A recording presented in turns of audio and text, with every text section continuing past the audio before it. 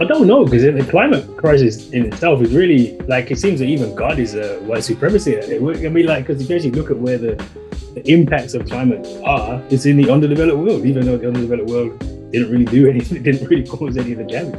So it's just terrible. It's ironic, or maybe not ironic, but that actually you can see those things play out. And unfortunately, it's actually making it worse, probably, because, you know, you're seeing this impact of climate refugees, which is going to be, it's supposed to be 1 billion climate refugees in the next 100 years, who are then having to flee and being forced to flee.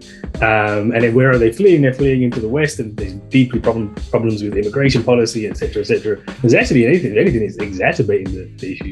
And unfortunately, the kind of green left haven't really got to terms with this in any real meaningful sense. And a lot of even some of the leftist green ideas about, you know, how do we consume? Let's have soya. Well, soya is terrible for neocolonialism. It's awful. If you actually look at the impact that's having, soya production, etc. So I actually think it's made it worse. And I think COVID as well should have shown us what the fault lines are.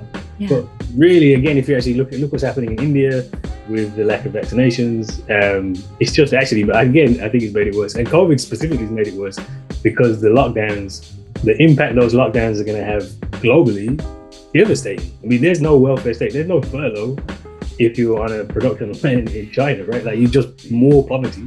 And already 9 million people died from hunger a year anyway. So the poverty caused by the lockdowns is going to be more devastating, in fact, nowadays.